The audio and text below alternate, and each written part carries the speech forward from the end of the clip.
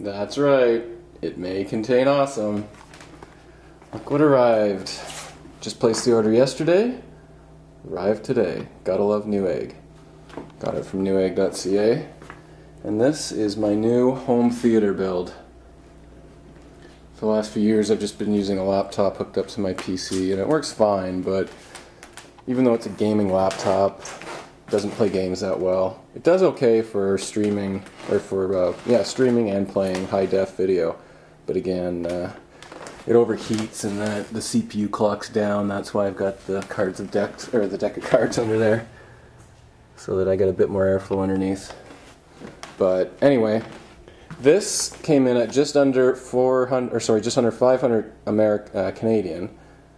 So I ran it through the conversion utility, and at today's market price, this turns out to be $420 and some odd cents American before tax. So this is my $420 USD Mini-ITX home theater PC build. It's going to be bare minimum at this price because I didn't actually get a video card with it. I'm going to wait till Black Friday sales truly kick in and grab a video card and a storage drive, like a 4 terabyte cheap storage drive. But other than that, it comes with everything.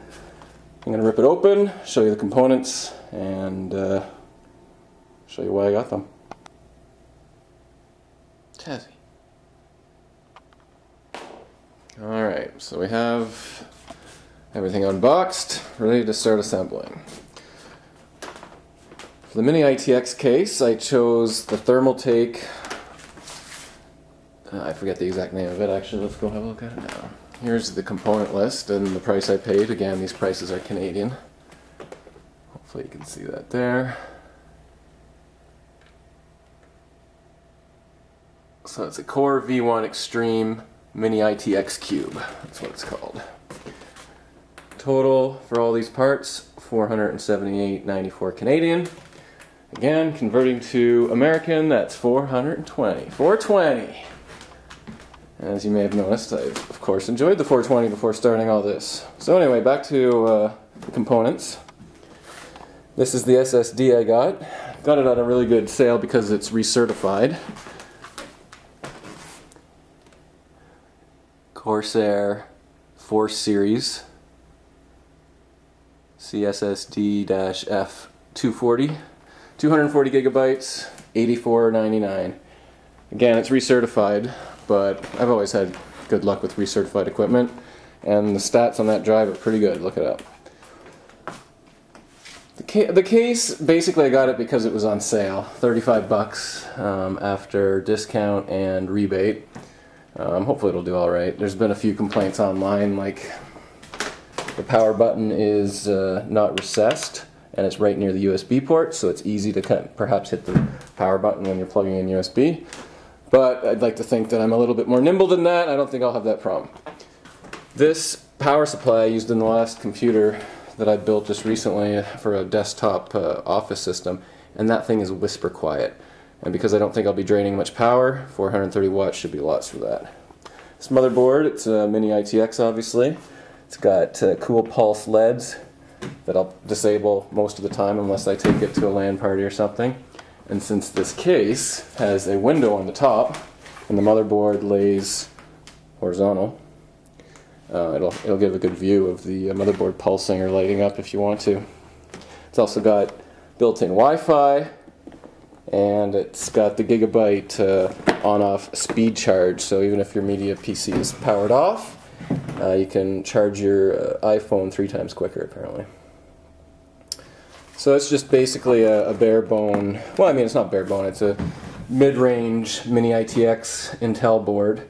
It's based on the B85N chipset. Z97 has the benefit of being able to overclock, but let's face it, I'm not going to overclock this little thing. This thing's just going stock in there. That's why I got this CPU with it. It's just a Core i3 4130, but according to Tom's Hardware, for the month of November 2014, that is the best price per performance point of any of the CPUs right now. And again, I used this in my most recent office computer build, And it's a smoking little processor. It's only dual core, it's not quad core, but the hyper-threading apparently really kicks in. So I'm going to run some tests against my quad core gaming computer CPU and see how it compares. Maybe what I'll do actually is I'll temporarily throw my gaming PC's video card in here and run some benchmarks and see how those benchmarks compare against my my gaming PC. So, and then this is the RAM, it's 8 gigabytes, G.SKILL Ripjaws. I think that was about 90 bucks.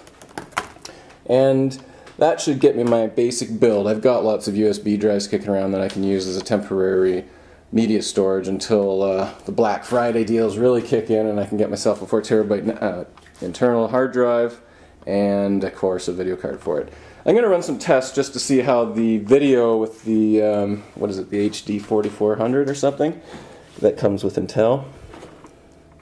See how that compares, but of course if you want any sort of gaming level computer, you want to use a discrete dedicated graphics card with your build. If you're just purely using it for playing videos and surfing the web and whatnot, I'm sure this would be fine as is.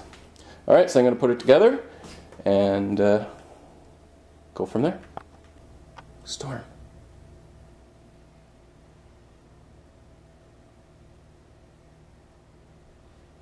Gonna help me build the computer? You gonna help me? Doubt it. You're gonna hinder me.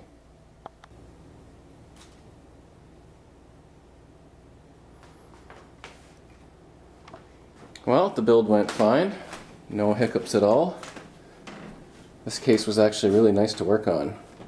Bottom, both sides, the front, open up completely. And I don't know if you can tell or not, but it is silent. Listen to this. Jasper would quit walking. Stop for a second. Shh.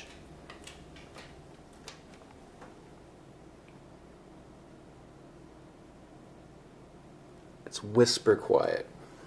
That 200mm front fan, can't hear it. Same with the CPU cooler. Right now I'm just installing Windows off USB since obviously I don't have a DVD drive hooked up to this one and I don't think I'll ever have a need for one. I'll maybe try to manage these cables a bit better once I get a chance to power it off again, but so far I'm really impressed. Well, the OS is installed. Now I'm just installing the CD, or what I copied to USB, the drivers and other motherboard utilities that come with it. I didn't install everything, obviously. There's a lot of garbage that comes with those, but the required ones. So once that's done, this build is pretty much complete. I'll be ready to put it in place. Forgot to mention that there was a couple rebates, so there's a further $25 off this build thanks to rebates. And apparently the wireless on this motherboard is the range is quite good, so I'm going to put that to the test too. I'll do a speed test to see how well that works, since my router's on the complete other side of this house.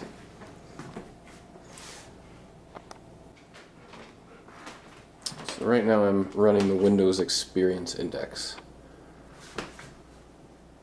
And while that's running, the system's obviously being taxed right now. I thought it'd be a good time to test to see what temperature the case is being exhausted at. Basically, what's the temperature inside the case right now. So, what's the temperature in here right now? It's just kind of warm in here. About 22.8 or yeah, 22.8. So let's see what the wind coming out of the back of the case, or the airflow coming out of the back of the case is rated, or is measured at. 25.2.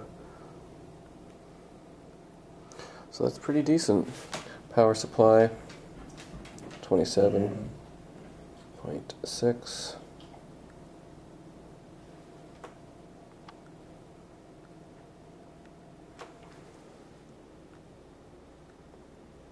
So not bad. It's keeping nice and cool in there. With just that one big 200mm front fan. Okay, so this Windows Experience Index is finished. So 6.6. So it's giving the processor a 7.3, RAM 7.6, graphics 6.6, gaming graphics 6.6, primary hard disk 7.9. The experience index is always just the lowest of any of the scores.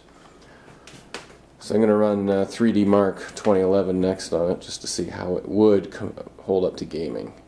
But again, I wouldn't recommend this build as is as a gaming machine, purely video watching machine. If you want to play games on it, you're going to have to buy a video card for it. And here we have the HTPC resting in its new home. So it's a lot less cluttered without that laptop on the bench. Almost just looks like a mini subwoofer, or actually a big subwoofer, I guess. I plan on getting a subwoofer for this system anyhow, so they'll kind of even it out with another box on the left-hand side. But overall, I'm quite impressed. The build here actually performed better than my laptop, which is an Alienware M17X with a 460 NVIDIA card in it, GeForce 460M. And yeah, this performed better than it without a card in it, just using the onboard graphics that comes with the CPU and motherboard. So once I put a discrete graphics card in there, I'm thinking maybe a TI 750 2GB from GeForce. They don't require a power supply, they run really cool, and it's a decent performance in gaming. So there you have it. Any questions, let me know.